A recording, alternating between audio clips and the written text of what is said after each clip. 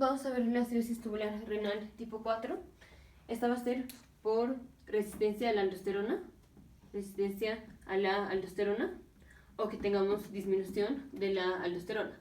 O sea, aquí lo importante es que o no estamos respondiendo a la aldosterona o no tenemos actividad de mineralocorticoide, pues porque no tenemos la aldosterona. Entonces, cualquiera de las dos, lo importante es que no va a haber actividad de mineralocorticoide. Entonces, no actividad de mineralocorticoide. Entonces vamos a poner la nefrona para recordar pues cómo está la nefrona y agarrar una célula del túbulo colector, que es donde la aldosterona tiene su efecto. Entonces rápidamente tenemos la arteriola aferente, aquí está el glomérulo, aquí está la arteriola eferente, túbulo contorneado proximal, cápsula de Bowman, túbulo contorneado proximal, rama descendente de la CGL, rama ascendente de la CGL, túbulo contorneado distal y túbulo colector. Entonces vamos a agarrar aquí una célula del túbulo colector. Entonces la voy a poner aquí. Aquí está la célula del túbulo colector. Ahora recordemos que principalmente, o las más importantes, nada más son dos células. Una son las células intercaladas alfa, y las otras son las células principales. Entonces esta es una célula del túbulo colector. Aquí vamos a tener la sangre. Aquí está la sangre. Y aquí está la luz tubular. Aquí está la luz tubular. Entonces recordemos qué es lo que hace la aldosterona. La aldosterona lo que hace es reabsorción de sodio por la célula principal, o sea, la célula principal es la que reabsorbe sodio. Y tenemos secreción de un potasio, de aquí, desde la célula principal. Entonces secreción de potasio o secreción de un hidrogenión, pero esta es secreción de un hidrogenión de aquí, de la célula intercalada alfa. Entonces, reabsorción de sodio y secreción o de un potasio o de un hidrogenión. Eso es lo que hace la aldosterona. Ahora, ¿qué pasa si no tenemos aldosterona? Entonces, si no tenemos aldosterona, no podemos hacer esto. Si no tenemos aldosterona, entonces no aldosterona, entonces no reabsorbemos sodio, y entonces no secretamos potasio ni hidrogeniones. Entonces, si no secretamos potasio, pues no vamos a estar tirando el potasio. Entonces, ¿cómo va a estar el potasio en la sangre? Va a estar aumentado. Entonces, potasio aumentado en la sangre. Y si no estamos secretando hidrogeniones, aquí la aldosterona hace secreción de hidrogeniones. Si no tenemos aldosterona, no secretamos hidrogeniones. Entonces, si no secretamos hidrogeniones a la luz tubular, pues vamos a tener más hidrogeniones en la célula y por tanto más hidrogeniones en la sangre. ¿Y cómo se llama un aumento de hidrogeniones en la sangre? Esto se llama una disminución del pH. ¿Y cómo se llama una disminución del pH? Una acidosis. Entonces, por eso el paciente tiene acidosis y tiene aumento del potasio. Entonces, esto es porque el paciente o no tiene aldosterona o pues porque no está respondiendo a la aldosterona. Si tiene aldosterona y no responde, pues es como si no tuviera. Entonces, ¿cuáles son las causas de resistencia a la aldosterona o de que no tengamos aldosterona? Entonces,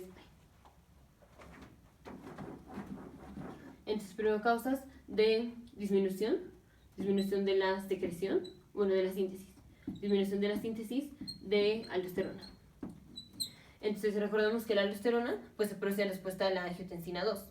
Entonces cualquier cosa que interactúe con el eje de renina, angiotensina, aldosterona va a ser una disminución de la aldosterona.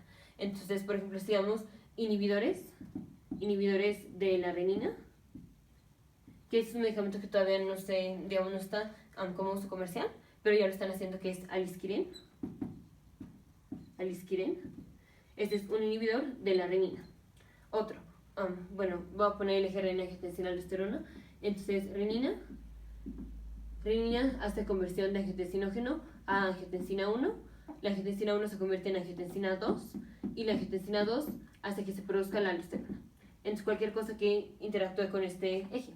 Y vemos una inhibición de la renina, que es el alisquiren. Otra, si tenemos un YECA, si estamos dando un inhibidor de la enzima convertidora de angiotensina, un inhibidor de la enzima que convierte la angiotensina 1 en angiotensina 2. Entonces no estaremos formando angiotensina 2, por tanto no tendremos estimulación a producción de aldosterona porque no tendremos angiotensina 2. El eje renina, angiotensina, aldosterona ya está también en otro video. Entonces, diejas. Otro, seamos un ARA, unos antagonistas de los receptores de angiotensina. Entonces, si tenemos angiotensina 2, pero tenemos bloqueados sus receptores, pues la célula que produce la aldosterona no va a responder a la angiotensina 2 porque tiene bloqueados sus receptores por el antagonista del receptor de angiotensina. Entonces, ARAS. Otra,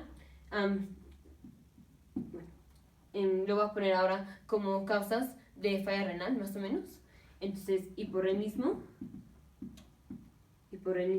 diabético. O sea, el paciente que viene con diabetes mellitus, ya sea tipo 1 o tipo 2, pues empieza a tener disfunción de los riñones. Y en los riñones es donde secretamos o producimos la renina. Si tenemos daño en los riñones, pues no vamos a secretar renina. Entonces, no secretamos renina, finalmente no tenemos angiotensina 2 y finalmente pues no tenemos aldosterona y nos da esto. Entonces, hiporrenismo diabético. ¿Qué otras cosas pueden hacer falla renal? Por ejemplo, los NSAIDs, los AINES, porque recordemos que los AINES disminuyen la producción de prostaglandinas y una de las cosas que promueve el flujo renal hacia los riñones son las prostaglandinas. Entonces, AINES. Otra, ciclofosfamida. Otra, heparina. Ahora vamos con causas de resistencia a la aldosterona. Entonces, resistencia a la aldosterona. O sea, el paciente sí tiene aldosterona, pero no responde a la aldosterona. Entonces, pues, que no responde a la aldosterona, pues va a ser por un defecto de los receptores de aldosterona. Entonces, defecto de los receptores de aldosterona. Otra, paciente que está tomando trimethoprim, sulfamethoxazol. Otra, paciente que viene con nefropatía por la obstrucción. Otra, paciente que tiene hiperplasia congénita de las glándulas suprarrenales. Aquí específicamente la que nos importa es cuando tenemos deficiencia de la 21-alfa hidroxilasa.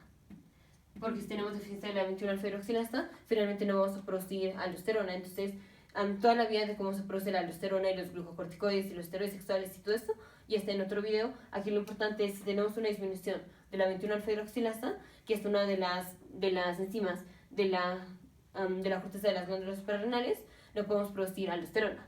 Entonces, esta se me pasó, estaba aquí. Entonces, hiperplasia congénita de las glándulas suprarrenales, específicamente que sea una disminución de la 21-alfa hidroxilasa.